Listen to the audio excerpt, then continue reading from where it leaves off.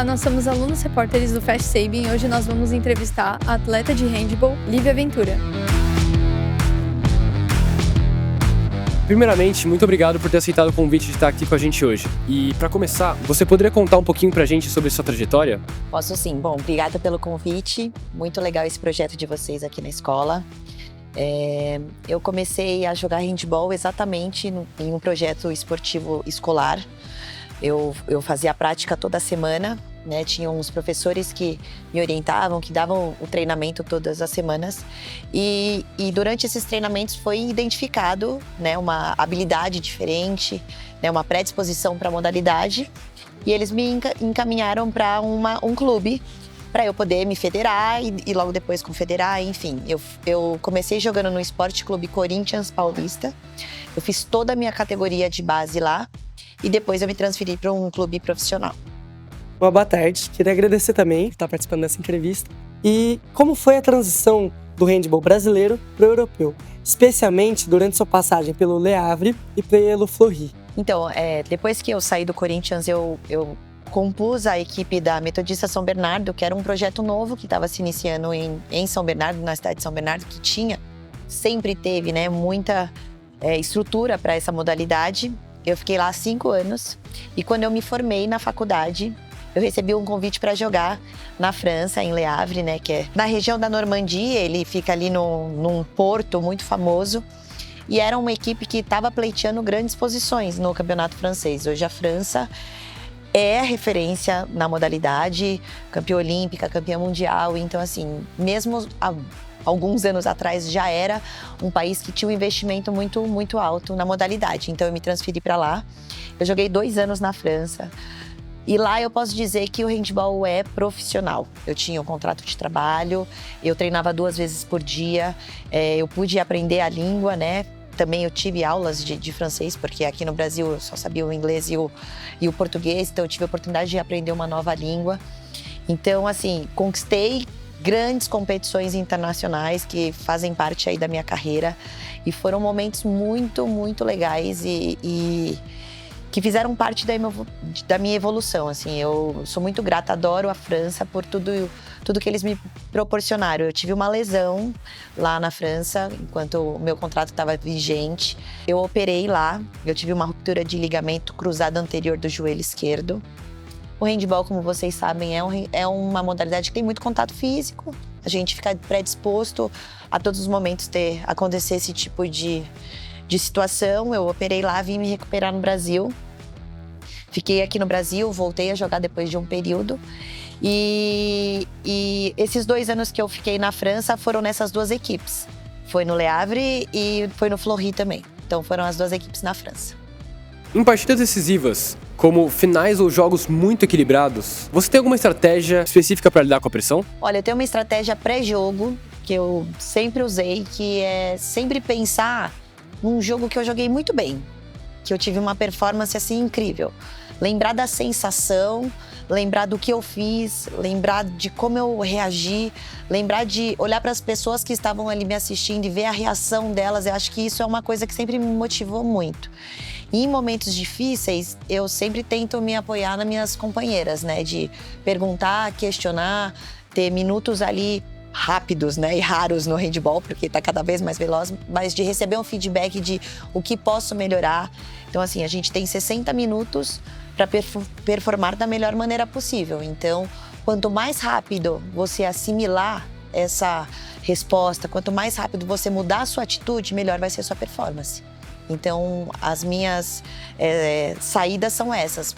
Pensar num jogo que eu joguei muito bem e trazer isso pra cá e tentar mudar. Tô num momento ruim? Muda, volta, concentra. Acho que são essas as estratégias que eu utilizo durante o jogo.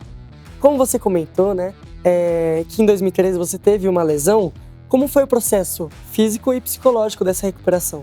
A lesão é o momento mais difícil do atleta, né? Porque é isso, a gente tem que lidar com, além do problema físico, que você tem que fazer evoluir, o psicológico, porque você tem uma rotina. Quando você é um atleta profissional, você tem uma rotina de treinos, de jogos, de fisioterapia, de terapias.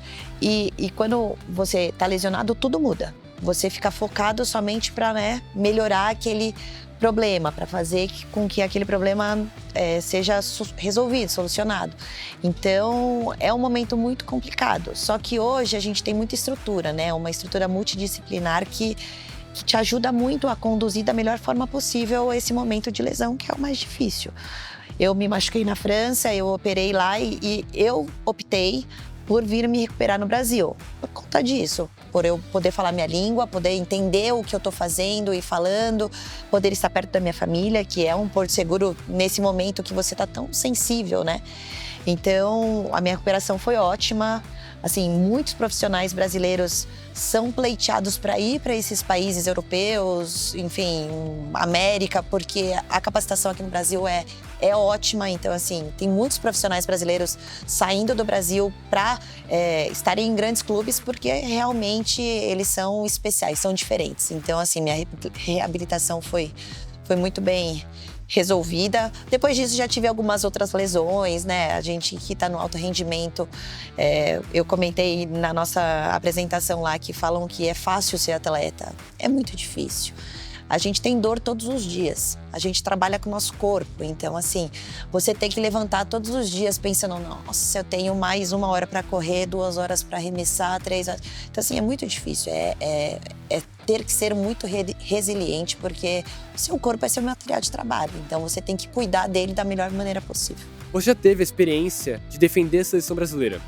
Qual foi o momento mais marcante com a camisa do Brasil que você leva para sua vida? Eu sempre tive como objetivo na minha carreira a chegar aos Jogos Olímpicos. Para vocês entenderem, nos Jogos Olímpicos, cada modalidade tem um número específico de atletas que você pode levar, e no handball são só 14. Então, você estar dentro de 14 nomes representando o seu país nos Jogos Olímpicos é algo indescritível. E eu conquistei essa vaga depois ainda de ter feito muitas coisas. Eu jogava, eu fui para a Europa, eu voltei, eu parei, eu comecei a trabalhar. Eu achei que minha história no handball tinha acabado. E foi um gestor de um clube que olhou para mim, eu tive a minha filha. E quando minha filha tinha 7 meses, eu já estava encaminhando para um outro setor, né? Como eu sou formada, eu já estava em um outro ramo da minha vida. Ele olhou para mim e falou, não, Lívia, a sua carreira, a sua história no handball ainda não acabou. E eu falei, mas como assim? Minha filha tem 7 meses, o corpo, mulheres, vocês sabem, é tudo muito difícil. A demanda, a necessidade da criança, a rotina. E ele falou, você vai conseguir, não acabou. E aí, com 7 meses, eu voltei a jogar handball. E depois de 1 ano e meio, eu estava nos Jogos Olímpicos. Esse foi o ápice da minha carreira, estar lá, poder representar. Tudo bem que foi num Jogos que o mundo estava virado de ponta cabeça, né? Os Jogos Olímpicos de Tóquio, nós sofremos muito com a pandemia. Os Jogos eram para ter acontecido em 2020. Eu falo, a pandemia até me ajudou, porque eu tive mais 1 ano para me preparar, para estar lá. Então, o ápice foi ter chego lá nos Jogos Olímpicos e estar junto a atletas que, sim, você olha para o lado, andando na Vila Olímpica, você olha para o lado, o Djokovic está passando. Aí você olha para o outro, a seleção de basquete. Aí você olha a nossa seleção de vôlei feminina no mesmo prédio do time Brasil. Então, assim, são momentos que você fala, caramba, eu tô entre as 14, eu tenho esse nível de handball. E tem, porque se você tá lá, não é por sorte. Muitas vezes a pessoa fala, é sorte, é influência.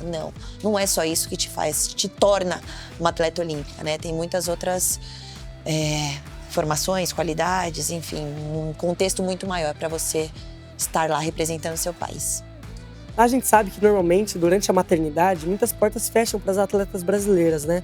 Não por alguma capacidade física ou por algum condicionamento, mas sim porque muitos técnicos acabam vendo as mulheres de alguma forma diferente, né? Acabam vendo com preconceito. Então eu queria saber quais foram os maiores desafios ao retornar às quadras após o nascimento da sua filha. Olha, eu acho que eu sempre faço questão de falar que eu sou mãe, que eu passei pela maternidade. Só que você precisa, como qualquer outra profissão, você precisa de uma rede de apoio, você precisa de organização. Não é simplesmente querer ter um filho, né? É uma grande responsabilidade. Então, assim, eu vejo hoje que no esporte as pessoas estão evoluindo e estão entendendo que ser mãe faz parte da vida de uma atleta, que é possível. Claro, você tem um comprometimento maior, uma responsabilidade maior, porque foi o que eu falei, a gente lida com o nosso corpo. né, todo o tempo. E ser mãe e gerar uma criança exige muito também fisicamente, tanto durante esses 10 meses e o pós, pelo menos 1, 2 anos, a criança tem uma necessidade diferente. Só que se você se organiza para isso, se você tem uma rede de apoio para isso, se o seu clube oferece a estrutura, que foi o meu caso, e eu vejo que tem sido muitos casos, né? Hoje, por exemplo, na Superliga de Vôlei, 3, 4 mulheres que têm filhos.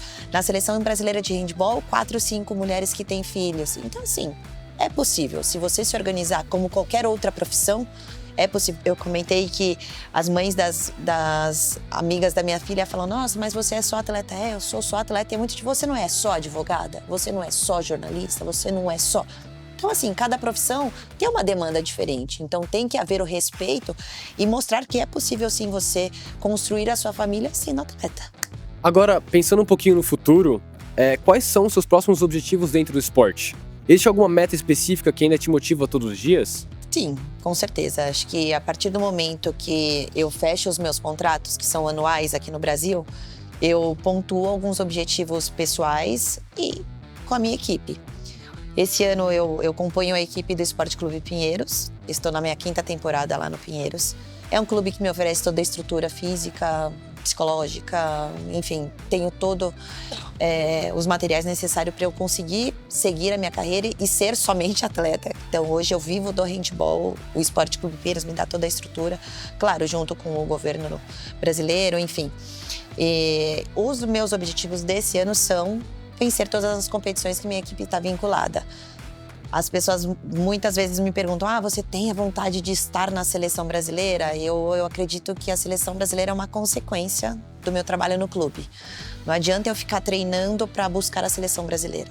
Eu tenho que estar treinando para conquistar os títulos que o meu clube e a minha estrutura oferece, e a seleção brasileira é uma consequência.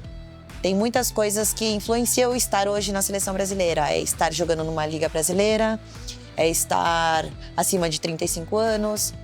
Então, assim, a gente vem tentando mudar essa mentalidade, né, dos gestores, técnicos, enfim, mostrando que fisicamente é possível, né, se você se cuida, enfim, se tem todas as necessidades para estar numa seleção brasileira, ou por que não? Então, particularmente, eu trabalho para jogar para o meu clube. E a seleção, caso venha um convite, será uma coisa a mais. E para finalizar também, que conselho você daria para jovens atletas brasileiras que sonham em seguir carreira no handball? O esporte no Brasil, a gente sabe que é muito difícil, né? A gente tem pouca valorização, infelizmente, porque material humano é bizarro, né? A gente vê que grandes equipes, falando de handball, fora do Brasil, buscam atletas brasileiras, primeiro, porque o custo-benefício é ótimo para eles, e o material humano é sensacional, porque, querendo ou não, a gente tem uma cultura de sermos workaholics, né? A gente trabalha até o fim, dá mais do que pode, tá sempre ali. São perfis, é cultura. A cultura brasileira é até o fim, é não desistir, Então, assim, esse perfil é muito difícil encontrar em outras culturas, eles valorizam muito. Então, eu acho que você se dedicando, você buscando uma boa estrutura, se comprometendo, tendo que conciliar, né? Porque hoje a gente tem que conciliar os estudos junto com a nossa carreira. É muito importante. Querendo ou não, o esporte ele tem um prazo de validade dentro da nossa carreira. E a gente precisa se capacitar para isso, para um pós-carreira. Então, assim, tentem conciliar o máximo possível da vida de atleta com a vida educacional. É muito importante, né? A gente não quer criar atletas vazios, que não saibam se comunicar, que chegam na frente da câmera e não sabem se expressar. Nós fazemos isso todos os dias. É a nossa profissão, a gente tem que saber como falar, como se expressar, como lidar com as pessoas. Os atletas, eles têm qualidades diferentes, né? A gente brinca dos soft skills. Você atleta, quando chega 2 currículos ali na mesa de um gestor, você sendo atleta, você tem capacidades que uma pessoa normal não tem. Você conquista durante toda a sua trajetória capacidades que uma pessoa normal não tem. Para essa pessoa conseguir, né, todos os sentimentos, todas as dificuldades, todos os momentos de decisão, todas as sensações que um atleta tem, ela tem que estudar muito. E mesmo assim a vivência é diferente. Então, assim, se capacitem, estudem, busquem informação. Hoje a internet nos fornece tantas informações. Na minha época, quando eu comecei, para assistir um jogo de handball, eu tinha que discar a internet, para vocês terem noção. Hoje a gente coloca no YouTube, tem 1000 jogos de handball. TV aberta tá passando jogo de handball. Então, assim, buscar informação, se capacitar, buscar ídolos, buscar referências. Acho que tudo que for para somar para sua capacitação e a busca de informação para você seguir uma carreira é o mais importante.